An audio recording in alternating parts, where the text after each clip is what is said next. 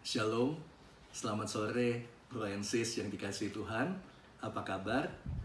Saya berharap kita semua berada dalam keadaan yang baik meskipun kehidupan saat ini tidak berjalan dengan normal, namun saya percaya kasih dan berkat Tuhan senantiasa menyertai kehidupan Bro and Sis. Saya juga mengucapkan selamat Paskah, Kristus telah bangkit, haleluya. Sore hari ini saya akan membawakan renungan dengan tema kecewa namun jangan goyah. Kita akan membuka kitab suci kita yang diambil dari Injil Lukas bab 24 ayat 13 sampai 35. Pada hari itu juga, dua orang dari murid-murid Yesus pergi ke sebuah kampung bernama Emmaus yang terletak kira-kira 7 mil jauhnya dari Yerusalem. Dan mereka bercakap-cakap tentang segala sesuatu yang telah terjadi. Ketika mereka sedang bercakap-cakap dan bertukar pikiran, datanglah Yesus sendiri mendekati mereka, lalu berjalan bersama-sama dengan mereka. Tetapi ada sesuatu yang menghalangi mata mereka, sehingga mereka tidak dapat mengenali Dia. Yesus berkata kepada mereka, "Apakah yang kamu percakapkan sementara kamu berjalan?" Maka berhentilah mereka dengan muka muram. Seorang dari mereka, namanya Kleopas, menjawabnya, "Adakah engkau satu-satunya orang asing di Yerusalem yang tidak tahu apa yang terjadi di situ pada hari-hari belakangan ini?" Katanya kepada mereka, "Apakah itu?" Jawab mereka, "Apa yang terjadi dengan Yesus orang Nazaret? Dia adalah seorang nabi yang berkuasa dalam pekerjaan dan perkataan di hadapan Allah dan di depan seluruh bangsa. Tetapi imam-imam kepala dan pemimpin-pemimpin kami telah menyerahkan Dia untuk dihukum mati, dan mereka telah menyalibkannya. Padahal kami dahulu mengharapkan bahwa Dialah yang datang untuk membebaskan bangsa Israel. Tetapi sementara itu telah lewat 3 hari sejak semuanya itu terjadi. Tetapi beberapa perempuan dari kalangan kami telah mengejutkan kami. Pagi-pagi buta mereka telah pergi ke kubur dan tidak menemukan mayatnya. Lalu mereka datang dengan berita bahwa telah kelihatan kepada mereka malaikat-malaikat yang mengatakan bahwa Ia hidup. Dan beberapa teman kami telah pergi ke kubur itu dan mendapati bahwa memang benar yang dikatakan perempuan-perempuan itu. Tetapi dia tidak mereka lihat.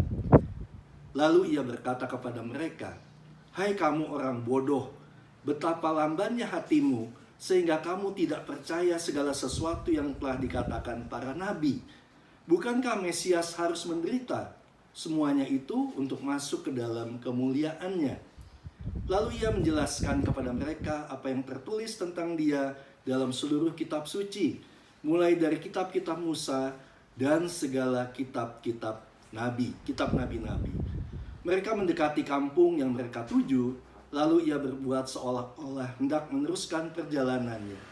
Tetapi mereka sangat mendesaknya, katanya, "Tinggallah bersama-sama dengan kami, sebab hari telah menjelang malam dan matahari hampir terbenam." Lalu masuklah Ia untuk tinggal bersama-sama dengan mereka. Waktu Ia duduk makan dengan mereka, Ia mengambil roti, mengucap berkat, lalu memecah-mecahkannya dan memberikannya kepada mereka.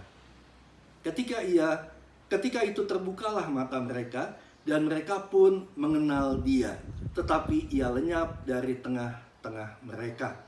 Kata mereka seorang kepada yang lain, "Bukankah hati kita berkobar-kobar ketika Ia berbicara dengan kita di tengah jalan, dan ketika Ia menerangkan kitab suci kepada kita?" Lalu bangunlah mereka dan terus kembali ke Yerusalem. Di situ mereka mendapat ke-11 murid itu. Mereka sedang berkumpul bersama-sama dengan teman-teman mereka. Kata mereka itu, "Sesungguhnya Tuhan telah bangkit dan telah menampakkan diri kepada Simon." Lalu kedua orang itu pun menceritakan apa yang terjadi di tengah jalan dan bagaimana mereka mengenal Dia pada waktu Ia memecah-mecahkan roti. Demikianlah Injil Tuhan, terpujilah Kristus. Bro and Sis yang dikasihi oleh Tuhan, perikop Yang kita baca tadi diawali dengan kata-kata pada hari itu juga.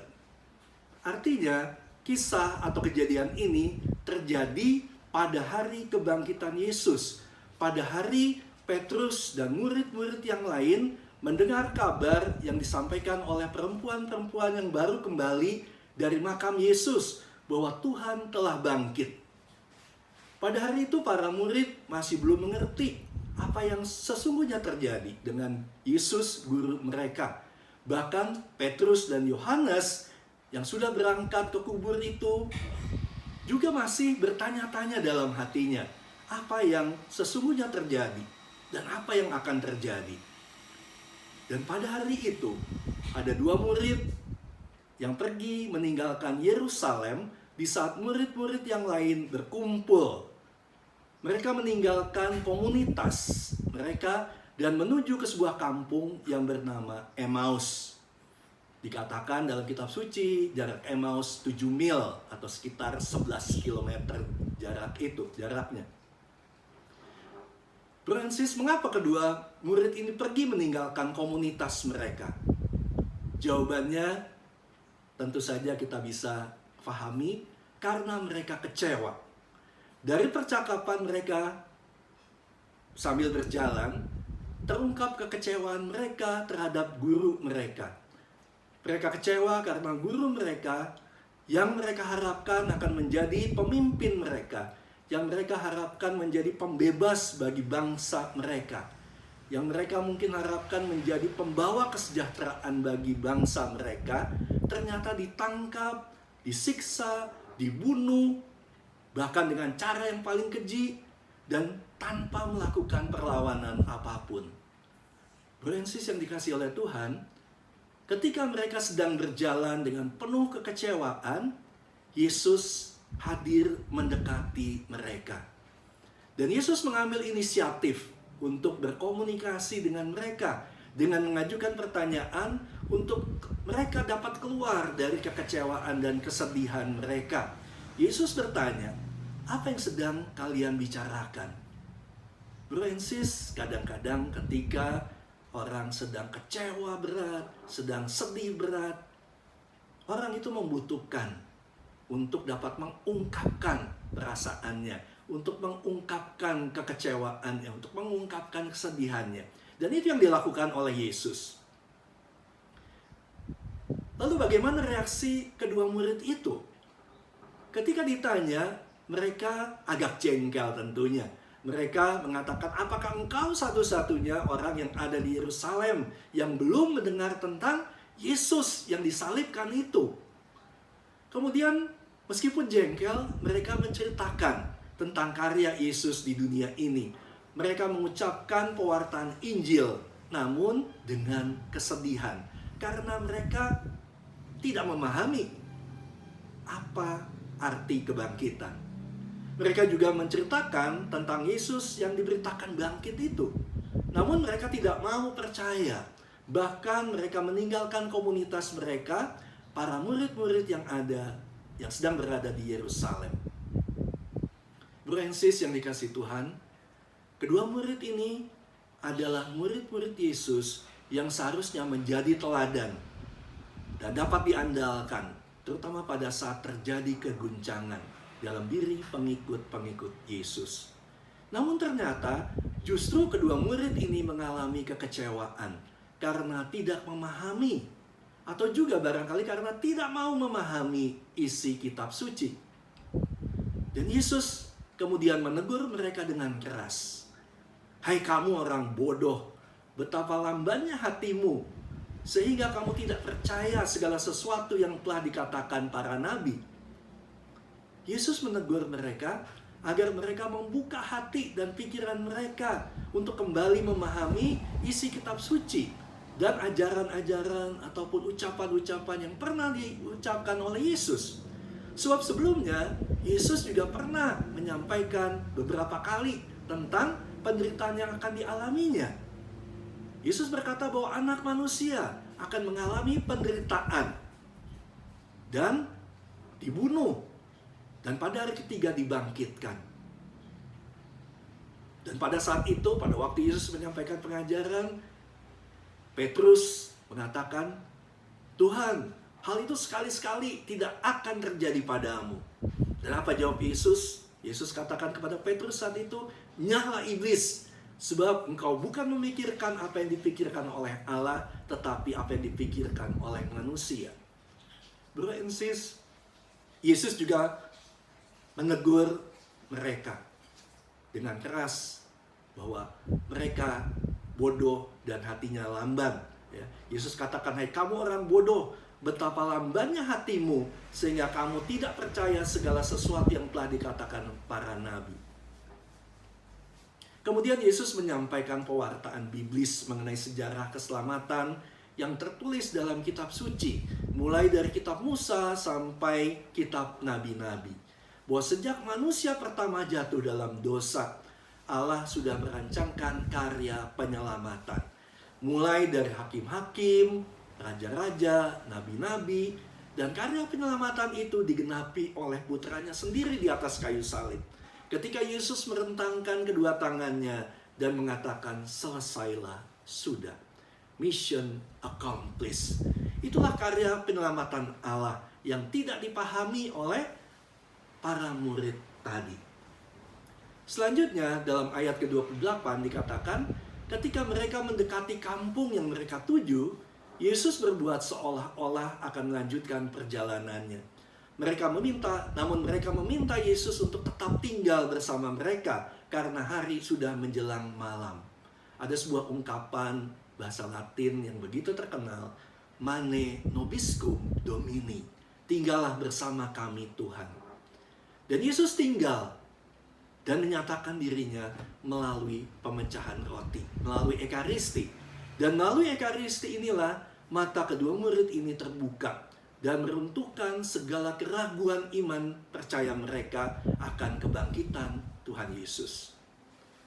Bro and sis yang dikasih oleh Tuhan, kedua murid ini bukanlah orang yang tidak paham isi kitab suci. Hanya mungkin mereka melupakannya karena ambisi mereka. Karena mereka ingin mengatur Tuhan agar mengikuti kehendak mereka sendiri. Mungkin kita juga sama seperti kedua murid ini, yang seringkali juga melupakan firman Tuhan yang ada dalam kitab suci. Karena kita ingin agar Tuhan mengikuti kehendak kita, bukan kita mengikuti kehendak Tuhan. Bro and sis yang dikasih Tuhan, masalah yang dialami oleh kedua murid ini mungkin juga sedang kita alami saat ini. Di saat kita sedang berada dalam situasi yang sulit saat ini karena wabah virus corona COVID-19. Sehingga kita tidak bisa hidup secara normal. Kita tidak bisa menjalani bisnis kita secara normal. Mungkin tidak ada pemasukan saat ini. Sedangkan overhead di kantor harus jalan terus. Dan kita berharap Yesus dapat segera mengatasi wabah ini. Kita berdoa. Bahkan seluruh dunia juga mungkin berdoa agar wabah virus corona ini dapat segera berlalu. Akan tetapi kita melihat kenyataannya, ternyata sudah hampir 1 bulan kita harus terus tinggal di rumah dan masih belum ada perubahan. Seakan-akan Tuhan tidak mendengarkan doa-doa kita dan kita mulai kecewa. Kita juga mungkin sudah ada yang mulai depresi, merasa bosan tinggal di rumah terus-menerus. Kita juga mungkin merasa depresi karena semakin banyak orang yang terinfeksi dan semakin banyak juga korban yang meninggal. Dan di antara yang meninggal itu mungkin juga ada sahabat kita, mungkin ada kerabat kita. Dan kita menjadi kecewa karena kita sudah berdoa, mohon Tuhan turun tangan untuk menyembuhkan yang sakit itu. Tapi kenyataannya, ternyata mereka tetap meninggal. Saudara yang terkasih, awal bulan kemarin saya juga sempat mengalami apa yang dialami oleh kedua murid yang kembali ke Emmaus. Ketika saya mendengar ada salah seorang tokoh, aktivis dari paroki saya di Kelapa Gading. Seorang bapak yang berkarya secara luar biasa, ya, memberikan banyak sumbangan untuk gereja-gereja, yang juga merelakan kedua putranya untuk menjadi imam dan biarawan, ternyata meninggal karena virus COVID-19. Ketika 2 hari sebelumnya saya mendengar atau membaca berita di WA bahwa bapak ini dalam keadaan kritis, saya berdoa mohon belas kasihan Tuhan untuk menyembuhkannya. Dan saya yakin ada ribuan orang lainnya juga yang mendoakan bapak ini agar bapak ini dapat sembuh, pulih kembali. Dan saya sangat yakin bahwa Tuhan sanggup untuk menyembuhkannya. Tetapi apa yang terjadi? Ternyata bapak ini meninggal dunia. Ketika saya membaca berita itu sore hari, saya begitu sedih, saya begitu kecewa kepada Tuhan. Mengapa Tuhan tidak turun tangan memberikan pertolongan kepada bapak ini? Mengapa Tuhan tidak menyembuhkan hambanya yang setia ini? Malam harinya, rasanya saya sudah tidak bisa berdoa lagi. Saya begitu sedih, saya begitu kecewa, sehingga malam hari saya langsung tidur.